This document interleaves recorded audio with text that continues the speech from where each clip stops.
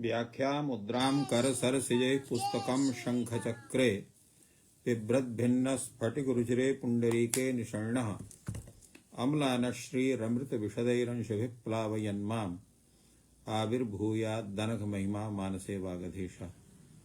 कृष्णाय वासुदेवाय हरये परमात्मने प्रणतक्लेशनाशाय गोविन्दाय नमो नमः। संस्कृत शौर्यम् इति आमुखपटले सम्बद्धाः समेऽपि विद्वांसः समेऽपि जिज्ञासवः छात्राः सहृदयाः सज्जनाः एतस्य संस्कृत शौर्यमिति आमुखपटलस्य संस्थापकः प्रबन्धकश्च डॉक्टर राजकुमारः समेषां स्वागतं वर्तते तस्मिन् महाभाष्य व्याख्याने। मान्याः अयं जनः माघमासे कल्पवासे आसीत्, अनन्तरमपि बहूनि कार्याणि आवश्यकानि आसन्। अतएव महाभाष्यस्य अयं पाठः मध्ये स्थगितः आसीत्, अद्यतः पुनः प्रारभ्यते। यस्य सूत्रस्य व्याख्यानम् अद्य जायमानं वर्तते तत्सूत्रमस्ति इद्दरिद्रस्य। इद्दरिद्रस्य इति सूत्रविषये तावत् पूर्वं वयं काशिका दृष्ट्या विचारयामः। काशिकाकारः अत्र कथयति यत् दरिद्राते हलादौ सार्वधातुके किङिति परतः इकारादेशः भवति। अर्थात् यदा दरिद्रा दुर्गतौ इति धातोः कश्चन हलादिः सार्वधातुक संज्ञकः कितङित् गित् प्रत्ययः भवति, तस्मिन् परे दरिद्रा धातोः इकारादेशः भवति। यथा अत्र दरिद्रा धातु भवति, तस्मात् तत्र क्ता प्रत्ययः, त प्रत्ययः यदा भवति क्ता प्रत्ययः कित् अपि वर्तते। अत्र क्षम्यताम्, अत्र तो दरिद्रः इति शब्दः अत्र यः वर्तते तत्र अत्र तस् प्रत्ययः वर्तते। क्षम्यताम्, तस् प्रत्ययः। तो दरिद्रा तस् इति भवति। लट् लकारस्य प्रथम पुरुष द्विवचनस्य तस् प्रत्ययः दरिद्र तस् इति भवति। अत्र तस् प्रत्ययः सार्वधातुक संज्ञकः, सार्वधातुकम् इति सूत्रेण तस्य ङिद्वद्भावः भवति। तेन दरिद्रा तस् इत्यवस्थायां ङिति हलादौ सार्वधातुके तस् प्रत्यये परे अत्र अनेन सूत्रेण इकारादेशः भवति। कुत्र भवति इकारादेशः इति जिज्ञासायाम् अत्र अलोन्त्यस्य इति सूत्रसहकारेण दरिद्रा इति घटकस्य अन्त्यस्य अलः आकारस्य स्थाने इत्त्वं भवति। तेन दरिद्री तस् इति जायते। सकारस्य रुत्ति विसर्गे से दरिद्रता इति भवति। एवमेव थस् प्रत्यये परे अपि तथैव भवति। थस् प्रत्ययः सिप्तस् थस्, सिप्थस् थ, थस् इति प्रत्ययः द्वितीय तत्र मध्यम पुरुष द्विवचन। तथापि तस्यापि सार्वधातुकत्वात् अपि सार्वधातुकात् ङित्वत् भावः तस्मिन् परे इत्यस्य दरिद्रता। एवं वस्मस् इति प्रत्यये परे दरिद्रिवः दरिद्रिमः। एवं भूतानि अत्र रूपाणि भवन्ति एतस्य। हलित्येव हलिपरे भवति। यथा दरिद्रा इति धातु झि प्रत्ययः झत् इत्यस्य स्थाने अत् इति आदेशः भवति। तेन दरिद्रा अति इति भवति। यद्यपि अति प्रत्ययः सार्वधातुकोऽपि वर्तते, ङित् अपि वर्तते, किन्तु हलादिः नास्ति इति कृत्वा अत्र इत्त्वं न भवति। तेन आकारस्य लोपे कृते दरिद्रति इति भवति। एवं किंचित्येव किंचित् प्रत्यय परे भवति। अत्र दरिद्रा धातोः यदा तिप् प्रत्ययः, अयं तिप् प्रत्ययः यद्यपि हलादिः वर्तते सार्वधातु संज्ञकोऽपि वर्तते, किन्तु पित् अस्ति। पित्वात् सार्वधातुः अपित् इति सूत्रेण तस्य तावत् ङिद्वत् भावः न भवति। अस्मात् हेतुः अत्रापि न प्रवर्तते, फलतः अत्र दरिद्राति इत्येव रूपं भवति। अग्रे एकं वार्तिकं वर्तते, दरिद्राते रार्धातुके लोपो वक्तव्यः, अर्थात आर्धातुके प्रत्यय परे दरिद्रा धातोः लोपः वक्तव्यः इति तत्र वार्तिकं वर्तते। अग्रे तत्र वार्तिकं भवति सिद्धस्य प्रत्यय विधौ भवति इति वक्तव्यम्, अर्थात प्रत्यय विधौ अयं लोपः सिद्धः भवति। यथा दरिद्रातीति दरिद्रः, तो दरिद्रातीति इति दरिद्रः इत्यत्र अच् प्रत्ययः वर्तते, अचात्यच्।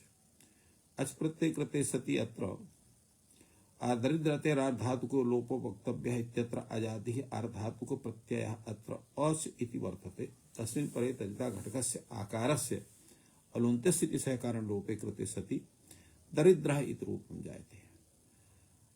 अत्र आकारान्त लक्षणः ण प्रत्ययः न भवति, पचादित्वात् अजे भवति इत्यर्थः। अत्र ण प्रत्ययः नास्ति, अपितु अच् प्रत्ययः भवति यथा अत्र उक्तं वर्तते। तेन अच् प्रत्यय कृते सति एव अत्र दरिद्रः इति रूपं भवति, अत्र ण प्रत्ययः न भवति। अतएव अत्र श्लोकवार्तिकम् अपि वर्तते, न दरिद्रायके लोपो दरिद्राणे च नेष्यते, दिदरिद्रा सतीत्येके दिदरिद्रिशतीति वा। अर्थात दरिद्रा शब्दे अत्र यके यक प्रत्यय परे रहते लोपः न भवति।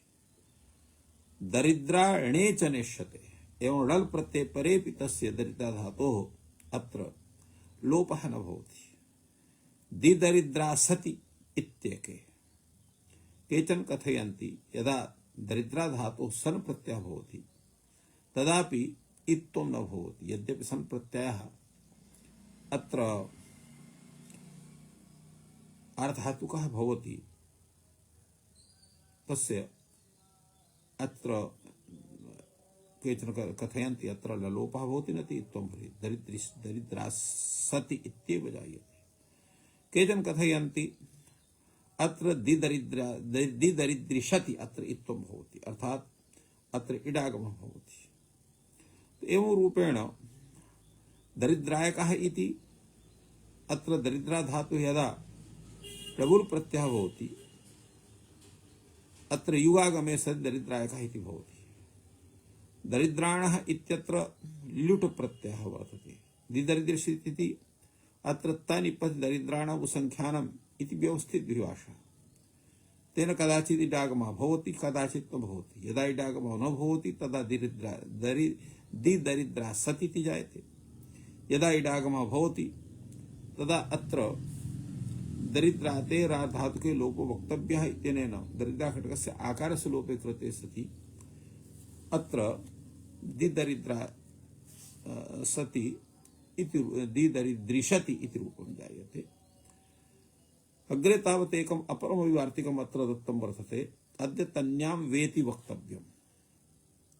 तेन अत्र लुङ् लकारे दिदरिद्रीत् इत्यभवति, अदरिद्रीत् इति भवति, अदरिद्रासीत् इत्यभवति। अर्थात वैकल्पिक इडागमः, यदा इडागमः तदा अत्र द्रा घटकस्य आकारस्य लोपे अथ च सक इत्यस्य च लोपे कृते सति दिदरिद्रीत् इति भवति। यदा इडागमः न भवति केवलं तदा ईट् आगमः भवति, तदा अदरिद्रासीत् इति भवति। दरिद्रस्य इति निर्देशे छान्दसं ह्रस्वत्वं वक्तव्यं, यत्र दरिद्रस्य इति रूपं भवति तत्र तु छान्दसं ह्रस्वत्वं बोध्यम् इति एवं रूपेण तत्र काशिकाकारः एतद्विषये सम्यक्तया प्रतिपादितवान्। अधुना वयं भाष्यदृष्ट्या विचारयामः। भाष्यकारः एतद्विषये किं विचारयति इति तावत् पश्यामस्तावत्। अत्र भाष्यकारोऽपि वस्तुतः एवं न वक्तव्यं भाष्यकारोऽपि इति, यतोहि भाष्यकारस्य वे मुख्यं व्याख्यानं भवति। अन्ये ये आचार्याः ते भाष्यमेव अङ्गीकृत्य स्वीयं व्याख्यानं प्रस्तुवन्ति इति कृत्वा काशिकाकारस्य यद् व्याख्यानं तद् भाष्यदृष्ट्या एव वर्तते। अत्र च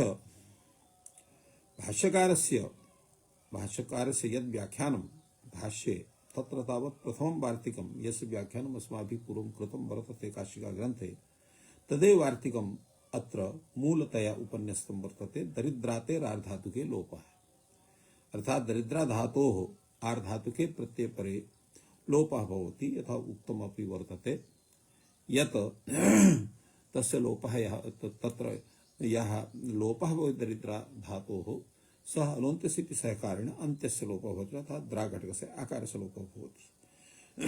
तत्र अपरमपि वार्तिकं दत्तं सिद्धस्य प्रत्ययविधौ स च लोपः प्रत्ययविधौ सिद्धः वर्तते। किं प्रयोजनं वर्तते? अतः यथा दरिद्राति इति दरिद्रः, अत्र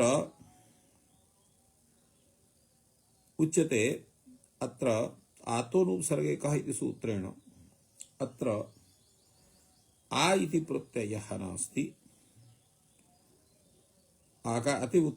आकारान्तलक्षणः प्रत्ययविधिर्मा भूत् इति, अर्थात् अत्र अच् प्रत्ययः वर्तते।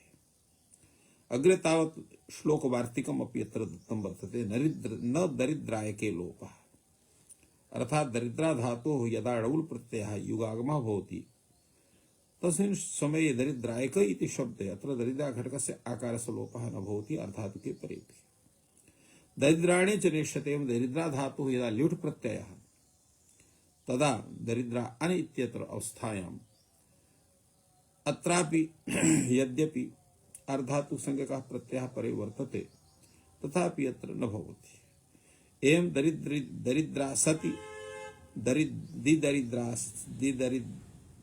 दिदरिद्रे सति इत्यत्रापि अत्र भवति। दिदरिद्रियति इति तावत्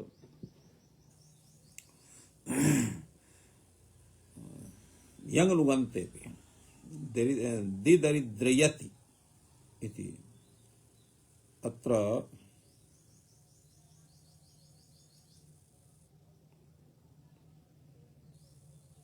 एवं केचन एवं एतद्विषये दरिद्रिसति इति भवति। अत्र तु दिदरिद्रासति दिदरिद्रिसति इति एवं रूपेण वर्तते। अत्र दिदरिद्रियति इति यद् वर्तते तत्र इयङ् अत्र एतद्विषये अत्र विचारणीयं भवति यत् एवं रूपम् अत्र कथं दत्तं वर्तते। दरिद्रियति इति तत्र तावत् यत् रूपम् अत्र प्रयुक्तं वर्तते तस्य विषये तावत् काशिकाकारेण यद् व्याख्यातम् अत्र पाठभेदः वर्तते, किन्तु अयं पाठः तत्र तावत् शोभनः नास्ति। अत्र दिदरिद्रसीत्येके दिदरिद्रिषतीति इव इति एवं पाठः वर्तते, यः पाठः अत्र स्वीकृतः वर्तते काशिकाग्रन्थे। तो मन्ये अत्रापि सः एव पाठः आदरणीयः। अत्र भाष्ये मम तत्र यत् पुस्तकं वर्तते तत् दरिद्रियति इति वर्तते, तत्र यकारस्थाने मूर्धन्यषकारः करणीयः एवं क्षम्यताम्। तेन अत्र पक्षे तावत् भवति। पक्षे यदा इडागमः भवति तदा आकारस्य लोपे कृते दरिद्रीषति इति जायते, यदा न भवति दरिद्रासति इति। अत्र यथा पूर्वमेव उक्तम् अस्माभिः यत् येन सूत्रेण तत्र तावत् लोपः भवति, वैकल्पिकः लोपः, तत्र वैकल्पिकः इडागमः तत्सूत्रं वर्तते तनिपति दरिद्राणाम् इति। अत्र वैकल्पिकः इडागमः, यदा इडागमः तदा लोपः, यदा इडागमः न भवति तदा लोपः न भवति, एवं रूपेण अत्रापि बोध्यम्। अतएव अत्र कथयति, तत्र कैयटोपि कथयति तनिपति दरिद्राणाम् संख्यानम् इति व्यवस्थित विभाषा विज्ञानात् लोप पक्षे इडागमः, लोपाभाव पक्षे तु इडभावः, एवं रूपेण अत्र उक्तं वर्तते। अत्र नागेशभट्टः इति कथयति वस्तुतः इट् पक्षे आतुलोप इट् च इति आकारलोपः, आतुलोप इति आकारलोपः भवति। इडभावे अनेन प्राप्तलोपस्य तु स निषेधः इति व्यवस्थित विभाषात्वङ्गीकारो वृथैव इति बोध्यम्, एवं रूपेण तस्य खण्डनमपि कृतवान् नागेशभट्टस्य कथनस्य। अग्रे तावत् अद्यतन्यां वा इति वक्तव्यम्, अर्थात अद्यतन विषये तत्र वैकल्पिकः लोपः अत्र कथितः। तेन यदा इडागमः भवति लोपो भवति तेन अदरिद्रीत् इति भवति लुङ् लकारे, यदा न भवति तदा अदरिद्रासीत् इति भवति। अतएव इत्थम् उक्तं वर्तते। यवर्ण इति सूत्रेण तत्र सक् भवति, अत्र एवम् उक्तमस्ति। इत्थम् एतत् सूत्रविषये विचारः अत्र सञ्जातः वर्तते। अग्रे तावत् सूत्रं भवति यद्विषये व्याख्यानमत्र जायते तत्सूत्रम् अतीव महनीयं सूत्रमस्ति, यस्य विचारः तत्र सम्यक्तया सिद्धान्तकौमुद्याम् अन्यत्रापि तत्र वर्तते। तत्सूत्रमस्ति अत एक हलमध्ये अनादेशादेर्लिटि। पूर्वं पश्यामः एतद्विषये काशिका ग्रन्थम्। काशिकाकारः अत्र सम्यक्तया एतत् सूत्रं व्याख्यातवान्। पूर्वं तद्दृष्ट्या विचारयामः। काशिकाकारः कथयति लिटि परतः आदेशः आदिर्यस्य अंगस्य नास्ति तस्य एक हल मध्ये असहाययोः हलोः मध्ये यः अकारः तस्य एकारादेशः भवति। अभ्यासलोपश्च लिटि किंगिति परतः इति सूत्रार्थः अत्र प्रयुक्तः वर्तते। तत्र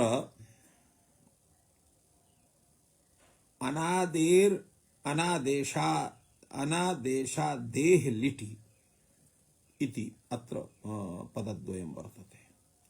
अनादेशादेः इत्यत्र बहुव्रीहि समासः। अनादेशादेर् लिटि इत्यत्र अनादेशादेः, तो अर्थात आदेशः आदिः यस्य अंगस्य नास्ति, यतो हि अंगस्य विशेषणम् अनादेशादेः इति भवति। अर्थात आदिः आदेशः आदिः यस्य नास्ति एवं वक्तव्यं। तद्रीत्या अविद्यमानः आदेशः आदिः यस्य, अविद्यमानः आदेशः आदिः यस्य, असौ अनादेशादिः तस्य अनादेशादेः अंगस्य इत्येव रूपेण अत्र व्याख्यानं जायते। अर्थात अत्र पदत्रयं न इति, आदेश इति, आदि इति। अविद्यमानः आदेशः आदिः यस्य सः अनादेशादिः तस्य अनादेशादेः अंगस्य इत्यवोक्तं वर्तते। अत एक हल मध्ये इत्यस्य किं तात्पर्यं भवति? एक हल मध्ये इत्यस्य अर्थः काशिकाकारः तत्र स्पष्टतया उच्यते। काशिकाकारेण असहाययो हलोः मध्ये एक हल मध्ये असहाययोः एकः असहायः, तो असहाययोः हलोः मध्ये एक शब्द अत्र असहायवाची वर्तते, न तु संख्यावाची वर्तते। अर्थात एकयोः हलोः मध्ये, एकयोः नाम असहाययोः, यतोहि यः एकः भवति सः असहायः भवति, अतः एकः असहायः, अर्थात यस्य अन्यः कश्चन सहायकः न वर्तते एवं रूपेण तत्र वक्तव्यम्। असहाययोः हलोः मध्ये यः अकारः तस्य लोपः भवति, अर्थात अनादेशादेः अंगस्य असहाययोः हलोः मध्ये यः अकारः ह्रस्वः अकारः तस्य एकारादेशः भवति, अभ्यास लोपश्च भवति लिटि किंगिति परतः, अर्थात किंगिति लिटि परे। रेणतुः रेणुः, एमतुः एमुः, पेचतुः पेचुः, देमतुः देमुः। अत्र रण धातुः वर्तते, यम धातुः वर्तते, पच धातुः वर्तते, दम धातुः वर्तते। अत्र लिट् लकारे द्विवचने प्रथम पुरुषे तत्र तस् परे झी परे सर्वत्र। अत्र परस्मै प्रधान डालो तो स्थल सडालमाह इति सूत्रेण तस्य स्थाने अतुति इति आदेश, जी स्थाने उसी इति आदेश।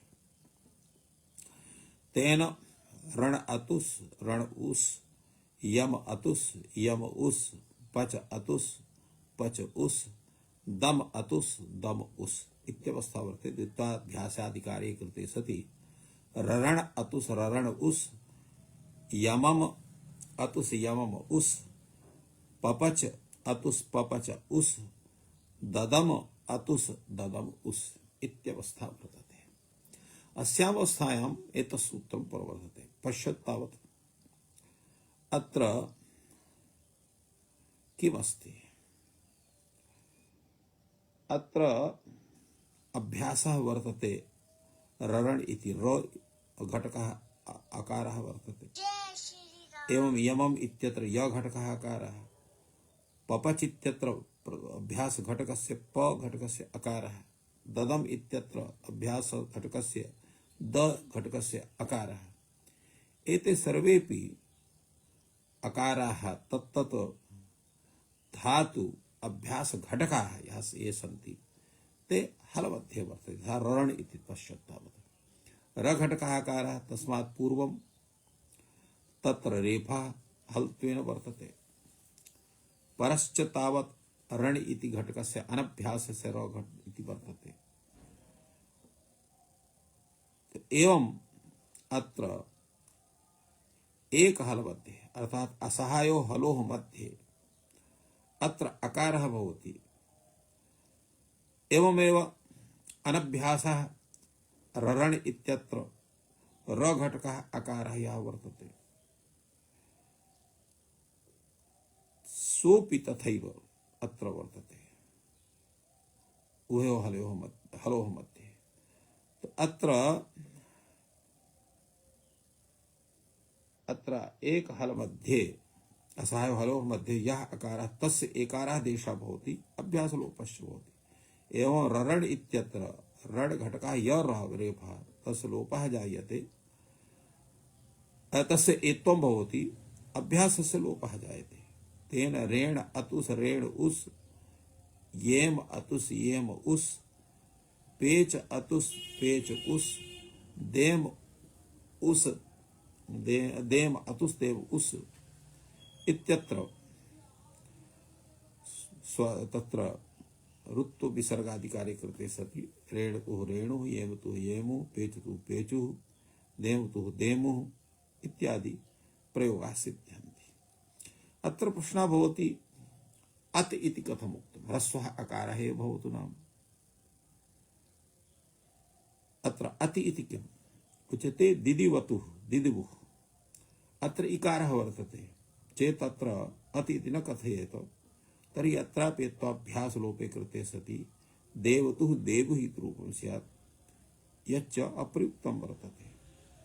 अस्माद् हेतोः अत् इत्युक्तं वर्तते। एतेव अत् इति तपर्करणं किमर्थं वर्तते? केवलम् अकारः एव स्यात्। तो तपर्करणं तत्र अत्र ररासे ररासाते ररासिरे अत्र रास इति धातुः वर्तते। तत् विषये अत्र आत्मम् इत्युक्तं वर्तते। एक हल मध्ये इत्युक्तम्। एक हल मध्ये इति कथम् उक्तम्?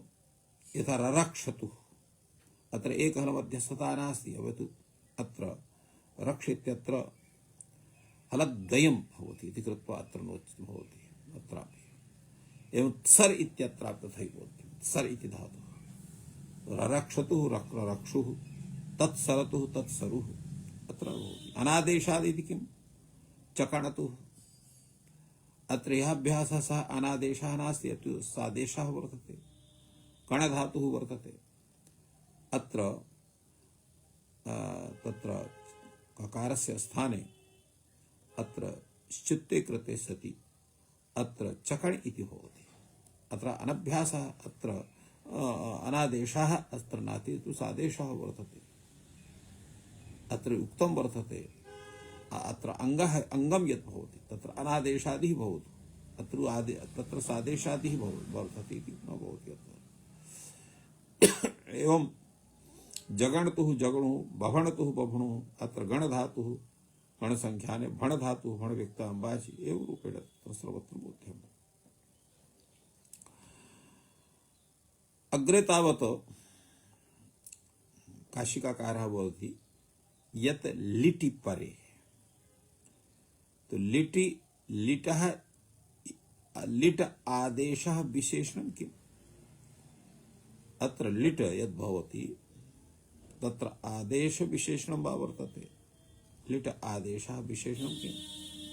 चेत् आदेशः विशेषणं तर्हि यापि स्यात् नेमतुः नेमुः। अत्र कथं न भवति? नेमतुः नेमु अत्रापि तथैव स्यात्। सेहे सेहाति सेरे अत्रापि स्यात्। अत्र किं वर्तते इत्यस्य विषये अत्र उच्यते।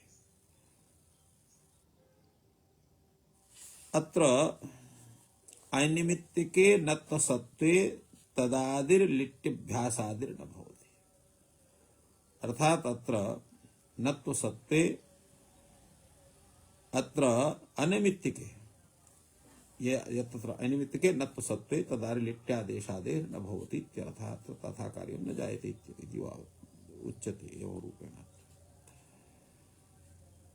अपि च अग्रे तत्र कथयति इह अभ्यास जस्त चर्तयोः असिद्धत्वं नास्ति।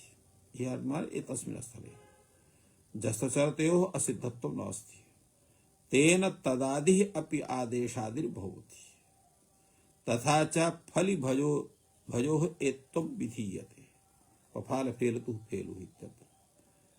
एवं रूपेण रूपादेशे चादेशादिर् नाश्रियते इति शशिदद्योः प्रतिषेधवचनं ज्ञापकम्। यतोहि अत्र एतोऽभ्यासस्य लोपः निषेधः वर्तते। रूपौ सत्यां तत्र प्राप्तौ सत्यां निषेधः। यदा प्राप्तिरेव नास्ति न शस्दादिवत् एतौ रूपेण अत्र निषेधसूत्रं वर्तते। तस्मिन् विषये एव अयं विचारः अत्र समागतः वर्तते। क्षम्यताम् तत्र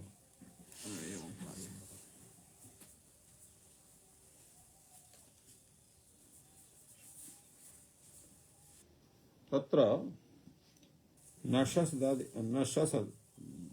इति सूत्रेण अत्र एताभ्यासस्य लोपः अत्र निषिद्धः वर्तते। तदर्थमेव एतत् कथनम् अत्र काशिकाकारस्य समागतः। अतएव अत्र उच्यते अत्र शशि तद्योः प्रतिषेधवचनं ज्ञापकम्। अन्यथा हि पेचतुः पेचुः देमतुः देमहि इत्येवादीनामपि प्रकृतिजस्त्वादीनां जश्चरादीनाम् एत्वं न स्यात्। अर्थात यत्र जस्त्वं चर्त्वं वा विहितं वर्तते तत्र तत्कृत किमपि नवीनं भवति। यद्यपि यत्र जस एव भवति अथवा चरे भवति तत्र प्रकृति जसानां प्रकृति जसः प्रकृति चरानां प्रकृति चरः इति कृत्वा आदेशत्वं तत्र वर्तते एव। अतः तत्रापि एत्वं न भवितुमर्हति इति कृत्वा अत्र उक्तं रूपाभेदे चादेशादिर्नाश्रीयते। यत्र रूपाभेदः तत्र रूपाभेदे अर्थात रूपस्य अभेदः यत्र वर्तते अर्थात रूप परिवर्तनं नास्ति तत्र तु न प्रवर्तते। यत्र रूप परिवर्तनं भवति तत्र वर्तते। यथा शस्त्रदेव प्रतिषेधवचनं ज्ञापयति तस्मिन् विषये उक्तं वर्तते। अपि च किङ्गित्येव कितिङिति परे एव भवति। यदा न किञ्चित् न तत्र न भवति। यथा अहं पपच अहं पपठ अत्र तु नैव जातम्। एवम् अग्रे तावत् अपरं वार्तिकम् अत्र दत्तं वर्तते। दम्भे रेत्वं वक्तव्यम् अर्थात दम्भ धातुः अपि त्वाभ्यासलोपः भवति तेन देवतु देवी इति जायते। न लोपस्य असिद्धत्वात् न प्राप्नोति। अत्र न लोपस्य असिद्धत्वात् यद्यपि इत्थम् उक्तं वर्तते दम्भ इत्यत्र मकारस्य लोपे नकारस्य लोपे कृते अत्र त्वाभ्यासः स्वयमेव पूर्वसूत्रेणैव स्यात्। किमर्थम् एतद्वार्तिकं तदा उच्यते न लोपस्य असिद्धत्वात् तत्र न प्राप्नोति। एतदर्थम् अत्र पृथक्तया दत्तं वर्तते। नशि मन्योरलिट्येत्वं वक्तव्यम्। नश धातोः मन धातोः अत्र अलिटि एत्वम् अर्थात लिट् भिन्ने प्रत्यये परे अत्र वक्तव्यम्। तत्र अनेशं मेनका अत्र एत्वं जायते। अनेशम् इति नशेर लुंगी पुषादित्वात् अंग अर्थात अनेशम यदि रूपम वर्तते नश धातुः लुंग लकारः अत्र पुषादित्वात् अच्लेय स्थाने अत्र अंग इति भवति तेन अनेशम भवति उत्तम पुरुषैकवचने। मेनका इति कथं रूपं वर्तते तो मेनका इति मन धातोः आशिष लकारे आशिषि चेति बुन अत्र अश्रगात् तस्मात् बुन इति बुन प्रत्ययः तेन अत्र प्रवर्तते अवरूपेण मेनका इति शब्दः। छिपकादिषु प्रक्षेपात् इत्थं न क्रियते। छिपकादिषु अत्र प्रक्षेपात् अत्र इत्थं न भवति एवं रूपेण एतस्य वार्तिकस्य व्याख्यानम् अत्र जातं वर्तते। अग्रे तावत् अपरमपि वार्तिकम् एकमस्ति। छन्दस्य मी पचोरप्यलिटि एत्वं वक्तव्यम्। छन्दसि विषये छन्दसि अमि पचोः अमि परे पच पच धातोः एवं अलिटि इति एवत्वं भवति अर्थात लिट् परे न भवति। व्ययमानम् अर्थात व्ययमानम् इति कथं वर्तते तो बि पूर्वकस्य अम धातोः अत्र चानश् प्रत्यये कृते यदा मुगागमः न भवति तदा व्ययमानम् इति रूपं जायते। लिङ्गि पेचिरन् इत्यत्र पेचिरन् इत्येतस्य छान्दसं ह्रस्वत्वम् छान्दसं ह्रस्वं भवति। तो एवं एतस्य वार्तिकस्य व्याख्यानं जातम्। अग्रे तावत् वार्तिकं भवति यजि पच्योश्च अत्र यज धातु यजि वप्योश्च क्षमतां यजि वप्योश्च आयेजे आवेपे अत्र यज धातु वप धातु अत्र लङ् लकारः अत्र आङ् इति उपसर्गः इति वर्तते। आ तत्र आ यज आ वप इति भवति। अत्र तावत् एत्वं भवति अत्र इट् प्रत्यय अत्र लङि इट् भवति तत्र शपि सति एत्वे सति अत्र यज् घटकस्य अकारस्य तत्र एत्वे यजिवप्योश्च इति वार्तिकेण आयेज आ इ आवेप आ इ इत्यवस्थायाम् अत्र गुणाधिकारे कृष्यति आयेजे आवेप इति भवति। यजिवच्योर् लङि इति छन्दसि दृश्यते इति अनाजादेरपि आडागमः यद्यपि अत्र तत्र अजादिः क्षम्यताम् अत्र आडागमः क्रियते छन्दसि दृश्यते इति सूत्रेण न तु आङ् इति उपसर्गः तेन आयेजे आबेपि इति भवति अत्र आङ् इति न वर्तते उपसर्गः अपितु आडागमः भवति छन्दसि दृश्यते इति वार्तिकेन इति सूत्रेण क्षम्यताम् तो एवं रूपेण अतीव महत्वपूर्णं व्याख्यानं काशिका ग्रन्थस्य एतस्य सूत्रस्य विषये अत्र वर्तते अस्तु तावत् वयं भाष्यदृष्ट्या अत्र विचारयामः भाष्यकारः अत्र कथं व्याख्यानं विदधाति एतद्विषये तत्र तावत् भाष्यकारः अत्र कथयति यत् णकार शकारादेः एत्ववचनं लिटि यह धातु णकारादि अर्थात उपदेशे णकारादि वर्तते अथ च शकारादि उपदेशे शोपदेशः वर्तते तो शोपदेशः अणोपदेशः यह धातु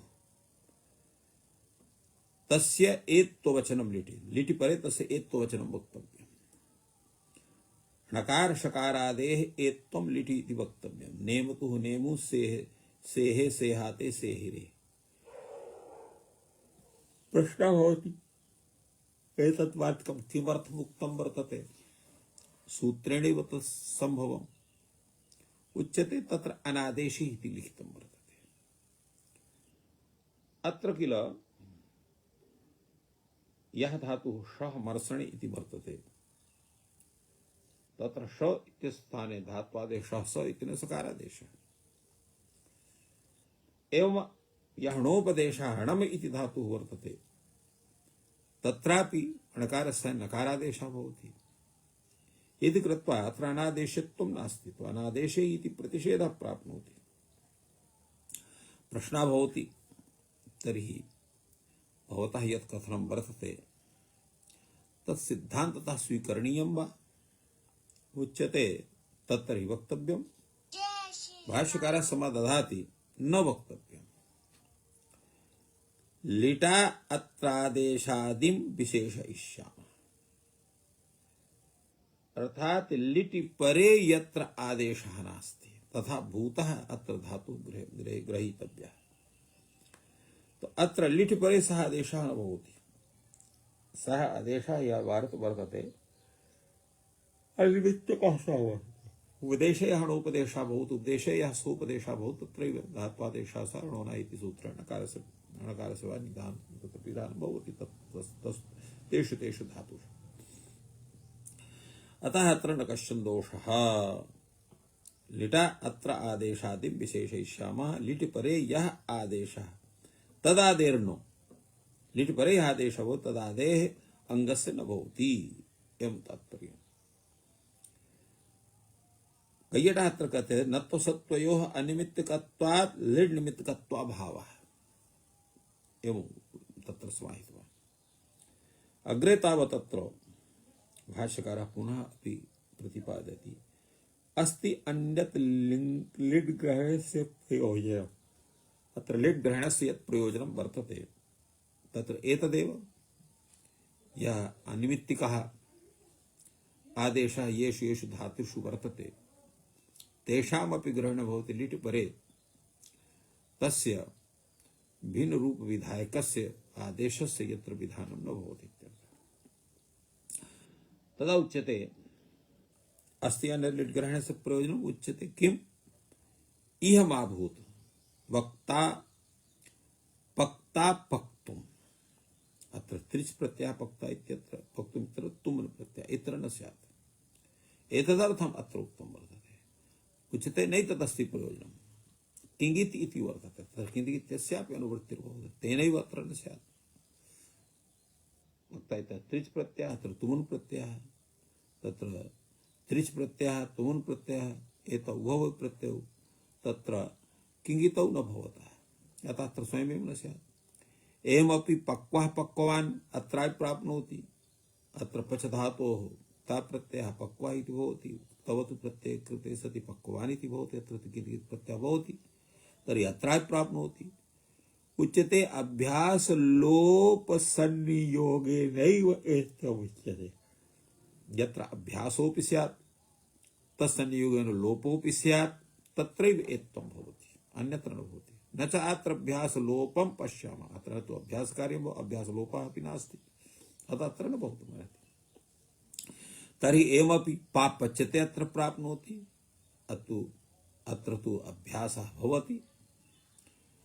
उच्यते दीर्घत्वम् अत्र बाधकं भविष्यति, अत्र दीर्घत्वं भवति, अत्र ह्रस्व आकारः गृह्यते, अत्रापि न प्राप्तुमर्हति।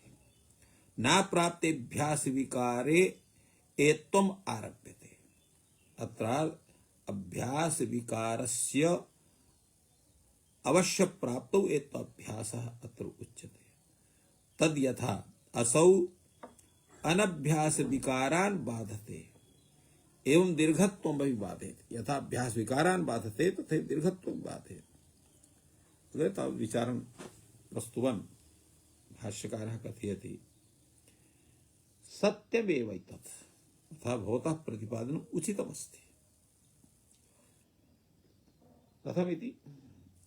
अभ्यास विकारेष्वपि तु ज्येष्ठ मध्यम कनीयांसः प्रकाराः भवन्ति। अभ्यास विकार विषयेपि कश्चन ज्येष्ठः भवति, कश्चन मध्यमः भवति, कश्चन कनीयान् भवति, एवं वेदा भिन्नाः प्रकाराः भवन्ति।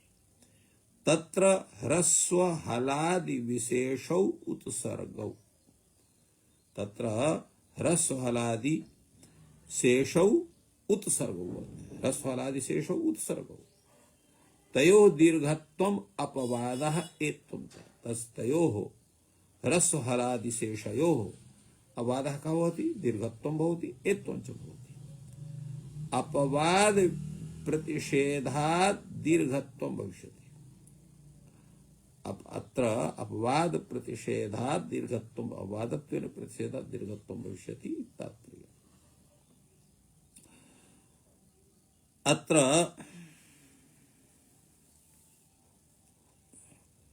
अभ्यास लोप संनियोगेन इति कथनस्य कः आशयः इति प्रश्नः जायते। तद्विषये कैयटः वदति, यत अभ्यास लोपश्चेति च शब्दः समुच्चये वर्तते न तु अन्वाचये वर्तते, अतः समुच्चयत्वं तस्य भवति, तेन संनियोगशिष्टत्वं तस्य जायते। तत्र ह्रस्व हलादि शेषौ उत्सर्गौ ते दीर्घत्वं बाधः एवं रूपेण अत्र प्रश्नः जातः वर्तते। अस्तु तावत् एतस्मिन् विषये दीर्घत्वम् अत्रेति इति प्रतीकमादाय कैयटः कथयति, अभ्यास विकारेषु बाधकाः न बाधन्ते इत्येतत्तु यत्र सर्वेषां प्रकृतिः तत्राश्रीयते। अर्थात् अभ्यास विबाधकाः न बाधन्ते यत् कथनं तत्कुत्र वर्तते? यत्र सर्वेषां प्रकृतिः तत्र आश्रीयते, यत्र सर्वेषां प्रकृतिः तत्र आश्रीयते। यद्यपि कृते दीर्घत्वे एत्वाभ्यासलोप प्रसंगः आया, तथापि एत्वाभ्यासलोपयोः कृतयोः दीर्घत्वस्य अप्रसंगः इति विरुद्धत्वात् अत्र बाधकत्वाभावः एवं रूपेण अत्र चिन्तितमस्ति। अग्रे तावत् अत्र प्रतिपादयति तत्र भाष्यकारः, ये तर्हि बभणतुः बभणुः इति अभ्यासादेशस्य असिद्धता एत्वं प्राप्नोति। उच्यते एतद्विषये फलिभजि ग्रहणं तु ज्ञापकम् अभ्यासादे सिद्धत्वस्य। अत्र यत् फलग्रहणं वर्तते, फलधातोः भज धातुः यत् ग्रहणं वर्तते, तेन ज्ञायते यत् लो विषये तत्र अभ्यासादेश सिद्धत्वस्य अभादेश सिद्धं भवति। यदयं फलिभज्योः ग्रहणं करोति तद्यापिति आचार्यः अभ्यासादेशः सिद्धः